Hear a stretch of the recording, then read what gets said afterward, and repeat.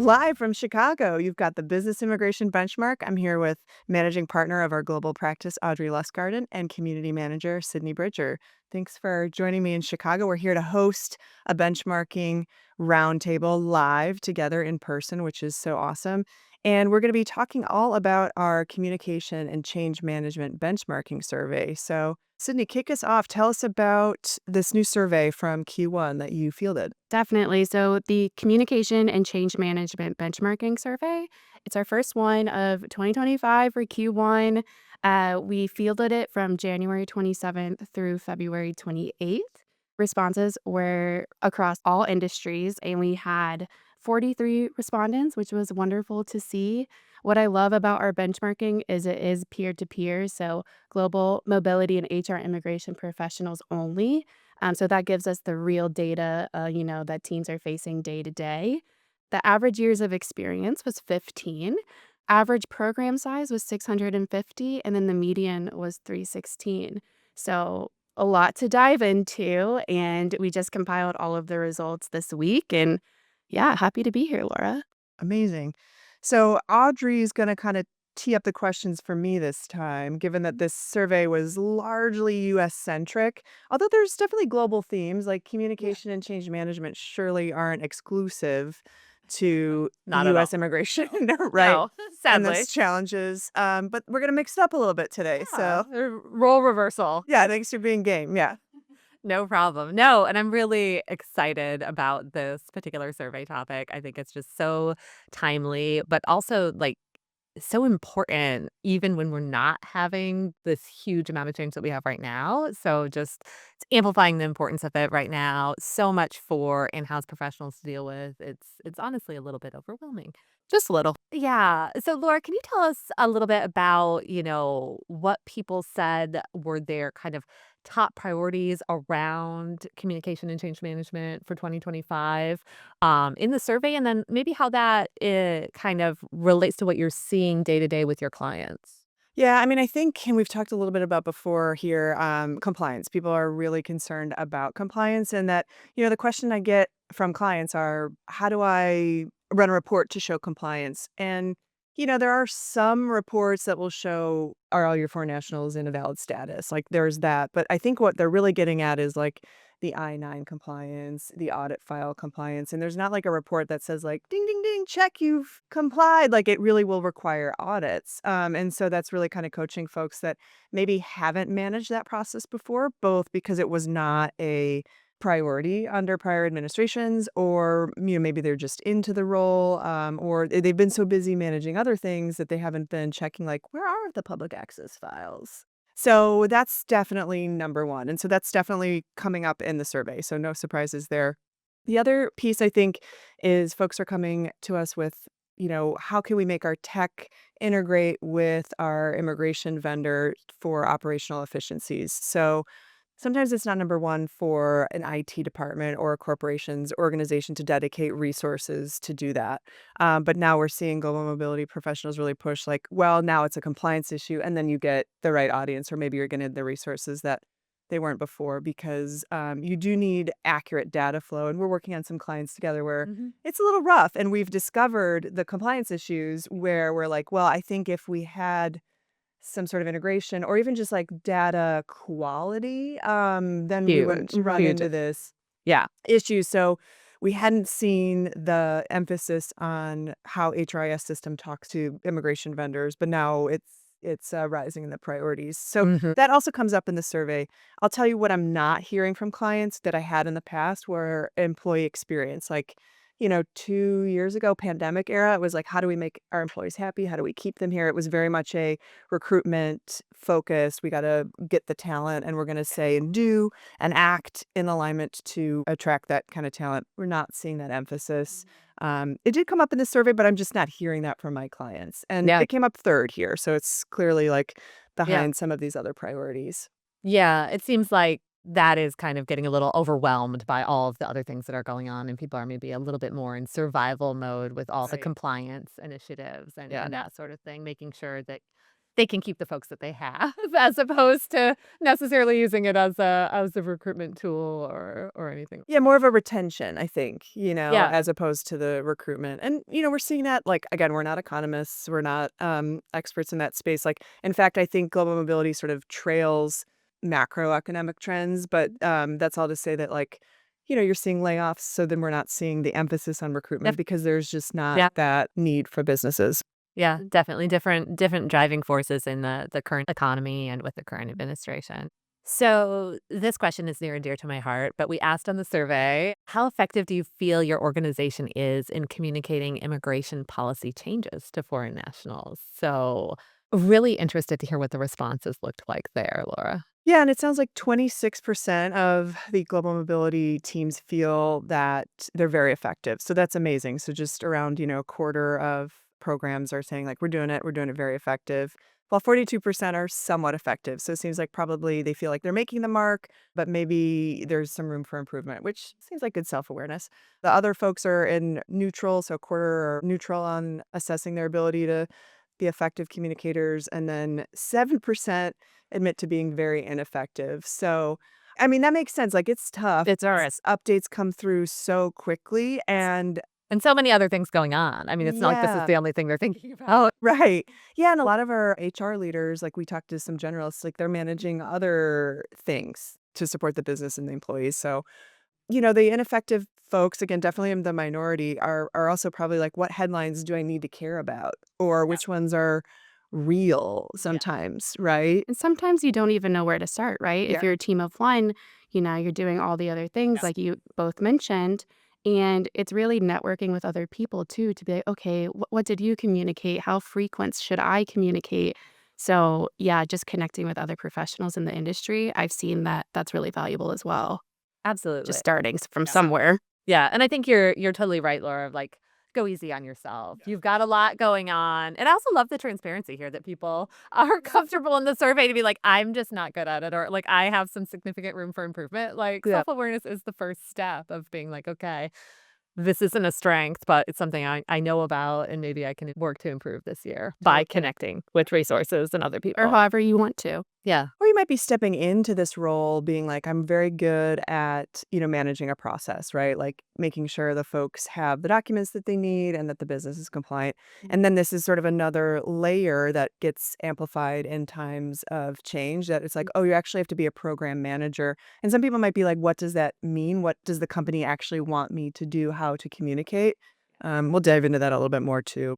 We know that quite a few teams have, room for improvement, shall we say, in the effectiveness of their communication with regard to change management. Maybe let's dive into some of the components of that. What does their communication look like? One question we asked was how often teams are communicating these updates to foreign nationals and to impacted individuals. What did people say there, Laura? Well, the majority of these teams are communicating the updates like as they're coming in. And that makes a ton of sense because it's kind of think of like an alert, like there's a change, this may impact you. Here's the deets. While 2% are weekly, 12% monthly, 5% quarterly. So definitely outliers if you're doing it that frequency. I do think like if you communicate too frequently, people ignore, right? It's just, if you get too many SMS updates, you're Yeah. like gonna Tune turn them out. off. Tune out. Yeah. Yeah. Opt out. Filter them to some folder you never look at. Yeah, exactly. Yeah, I also think there's a balance of over communicating, right? So Yes. you don't want to communicate too much to increase foreign national anxiety, Yeah. right? So it's all about that balance of, okay, let's communicate what we need to, but not overwhelm our audience with all of these details when it's not really necessary at the time. Yeah, I think it's about being strategic in your communications. More isn't necessarily better, but thinking through, what's going on, what are the changes, what do people really need to know, and, Yeah. and being strategic and selective in what you're communicating. Yeah, I mean, I have an example here where when the U.S. Embassy in Colombia shut operations, well, we communicated that to the Colombian-born foreign nationals to let them know, please do not plan on getting a visa anytime soon. But if you were to give that communication to the general population, it does signal the dynamic landscape. And so we sort of struggled. Like I Yeah. did message that to Colombian foreign nationals, so we were able to very, very targeted. So obviously, like as an update's needed, but then you kind of think like, folks that are going visa stamping or not telling us, it's like, well, I do think they need to know the general landscape. So it's a little bit of that balance of not triggering unnecessary alarm. Because then Yeah. you have a flood of emails coming in your inbox from an in-house perspective, and you're already doing so much, so you yourself become overwhelmed. So, yeah, completely agree. Absolutely. Be selective. Another thing, in speaking to my clients that I think some of those who are maybe the most experienced are doing are trying to tee up things in advance as much as you can. I mean, we especially these days never entirely know what's coming down the Right. pike, particularly in the US. It's a good time to be in global. Sorry. But as much as you can, if you hear that something might be Yeah. changing, kind of working out that framework for what a communication would look like and working with your legal team Yeah. to support you in that. It's like, what do we think might be coming out? And maybe pulling those reports in advance so you know who you would be communicating it Sure. to Yeah. if it comes to fruition. You've got to balance it because you have a million other things going on. But for really significant changes that might be coming out, I've seen some of my clients doing that where they're like, okay, I'm ready for it. Yeah. So I'm ready to press send. I'm not going to press send until we're sure it's happening or Sure. I'm sure these people need to know. But like I've got it teed up in the background. And I think that's giving them some kind of reassurance. Yeah. Like I can do this. Yes. So what about how people are communicating? Because that's also another really Yeah. key in how effective your communication is. Right. And so the majority is through email. So 58% are communicating these updates through email, 14% doing one on ones. Webinars or virtual town halls, we're seeing folks do that at a 12% rate. Internal portals, intranets, about 9%. And newsletters, FAQs, 7%. So majority email. But I do think we kind of talked a little bit about this in our prep. Like, do we think the one-on-ones and town halls could burn people out in the sense that, like, if that's your way of primarily communicating to Yeah, employees one-on-one? that's a lot. One-on-one times how many? What was the average? 600 and something foreign nationals? I mean, impossible is Yeah. the reality. I mean, I think you could do the one-on-ones for, pretty dramatic impacts, like if someone's subject to a travel ban or Right. something like you or stuck outside the And maybe a US. more narrow scope. Yeah. Hopefully everyone isn't subject to the travel ban or Right, stuck. yeah, of Right. course. But yeah, I mean, I think the one-on-ones, there's definitely going to be some cases you just have to handhold because they're just so complicated or they've got a lot of things going on or they're so high up in the company that they require this type of VIP treatment, that kind of thing. Those all make sense. But I do think like 14% are primarily doing one-on-ones could really lead to burnout. Yeah. So it could be effective in the sense for the short period, but if you're trying to do that in the long term, it's too much. So, if your program size is 1,000 foreign nationals, how do you prioritize each individual, right? So, that leads to team structure. How big is your team to handle Yeah. that capacity? So, Yeah. it kind of hits a whole bunch of different buckets in terms of your immigration program and how you're operating. Yeah. Yeah. And I think it's really important to look at the different ways you can kind of build a team to support you in that, because there can be different aspects of the impact on individuals and maybe different tools that you can use to support them without completely burning yourself out. I mean, leveraging technology is huge. Yes. Even if you are doing one-on-ones, I mean, I love how we've done it for one of the clients where it's like automated scheduling. Yeah. There's not, 1,000 foreign nationals needing one-on-ones and then manually scheduling. That would just be Administratively impossible. yeah, a Yeah. complete nightmare, but, like, as much as you can, like, automating Yeah. things and taking manual processes out of the equation is good. I'll tell you, I'm a big fan of the virtual town halls. Like, I do think that that sort of gets you the personal touch that people Yeah. might be looking for in the one-on-ones, gives you effective messaging. If you record it, someone can play back later. Yeah. Like, I think that I'm a big fan of that. So surprising that it's lower used as a primary form, but I could also understand like accessing expert time or something like that to Yeah. to deliver could be difficult. Yeah, and it'd be interesting to see, like, is it, you know, are people, when they were answering this, were they thinking, was it them hosting the virtual town Yeah. halls versus leaning on their vendors? Yeah. I feel like the virtual town hall is just a really good use of your immigration vendor to Yeah. do that for you Yeah. rather than trying to lead it internally, Yeah. which could be a little overwhelming and, put on the spot in front of a lot of people to answer questions, that sort Yeah. of thing. I think it's also really important in those, obviously, for confidentiality, but also just process to limit, you're not gonna answer case-specific Yeah. questions in that. That is for And general inevitably communication. and inevitably they Um, You will get those.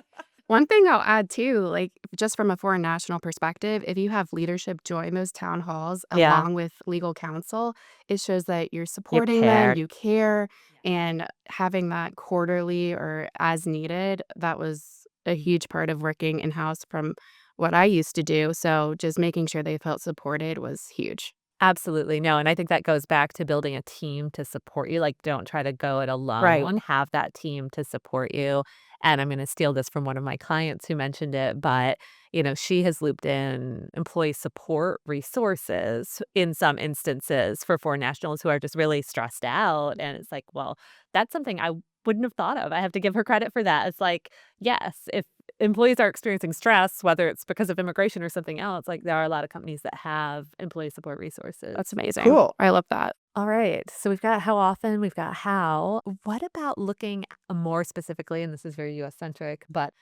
how are folks feeling in terms of how prepared they are to manage immigration policy shifts under the new administration, Laura? Well, if you asked me this in Q4, I'd say frantic, that people were really Yeah. moving. I think, what the results of the survey shows that, 44% feel somewhat prepared. So that makes sense because I think, there was a ton of messaging within the US immigration community and like leading up to the election. There was a lot of dialogue, Yeah. us A lot of hype. about, here, what do we want to do? And then again, not scaring people. So it was very Yeah. much like, let's approach this. And then here's what you'll need to do if, the Trump administration is elected. So I think people felt very frantic in Q4. Now I think, we've been through this before. We know generally how chaotic it can be. So, like, here's how we're going to brace for it. So that makes sense. The somewhat unprepared folks are definitely an outlier, 7%. So, I think that means most of these programs are working with counsel, working with vendors, Yep. consulting to make sure questions are answered and that the Yep. programs are compliant. And so, nothing, I don't know, just I feel clients were very worried in Q4 and then now we're just sort of being pragmatic. Right. Just working through it matter of Right. factly, like as the changes come, just dealing with them. That's all you can do, honestly. Take it Yep. as it comes. Yep. One day at a time. All right. This is one of my favorite questions. Looking at how you can improve. I am somewhat of a continuous process improvement nerd. I just love it. Like that's a positive to me. And I really feel like that's where you can get value out of some of these business immigration benchmarking sessions is like even if you fall in the, fairly prepared camp, there's always room for improvement. There's always room to learn from your colleagues to get helpful tips, ideas you wouldn't have thought of. So what were people saying around that, Laura? How were they, what did they find that helped them improve their communication and change management?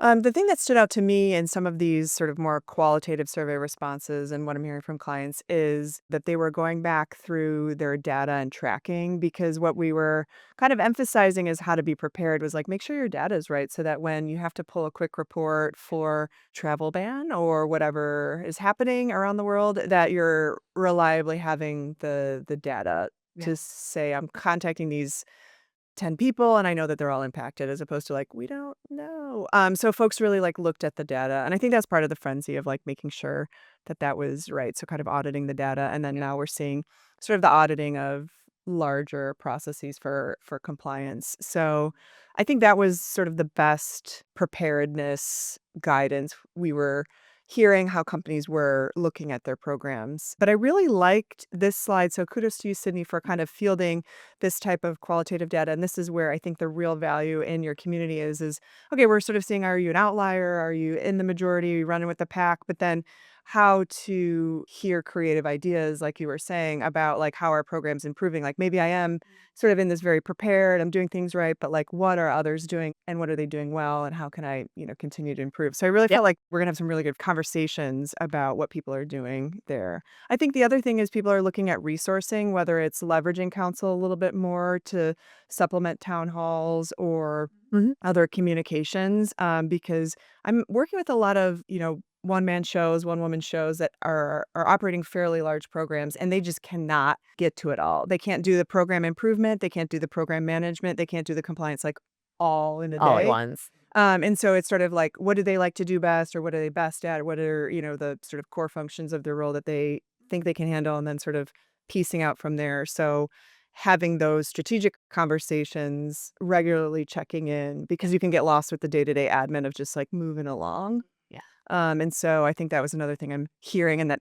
comes out in this survey. And then I'm so excited for our conversation later today to see what else, and how people are reflecting on this, like, oh, I hadn't heard of that, or I hadn't thought of that. Yeah. Would be really cool. Yeah. No, the live sessions are so much fun. I absolutely love them. We'll be hosting a few more this year too. I think in April we'll be doing New York. We have Denver on the books, Seattle. So more to come in terms of our live roundtables. So if you're interested, let me know. Feel free to reach out to me. I'm on LinkedIn. But yeah, I'm super excited for the conversation. So No, it's so gratifying to yeah, see it like put into this practice is and to my see the baby. data Yes. exchange and yeah. Yeah. Because one thing to provide the data, but getting into the core of the data. Yeah. Okay, what's the qualitative data? And like you were saying, Laura, how can I improve my program? Because it's hard. Like working in house is really hard. Yeah. And you have so much going on. You don't feel like you can breathe at times. Yeah. And just having somewhere to, I don't know, just connect and Yeah. be with people, just That be, that understand what's going understand. on. Yes, 100%. And then also learning and okay, here are strategic steps I can take with my team. Let me take this back to leadership and just having that PDF and you can just easily send it over email.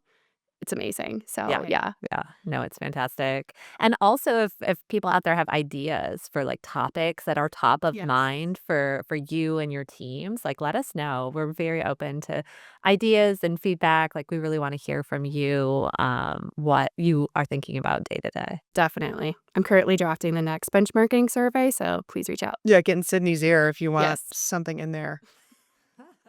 All right. Well, let's wrap up here with another topic that's top of mind. And we've touched on it already a couple of times, but for national anxiety, it's a thing. I think it's continuing. I think, Yeah. I've seen definitely with my clients, the anxiety levels have gone down a few notches, like you were saying, maybe for Yeah. global mobility or HR professionals. But foreign national anxiety seems to be alive and well.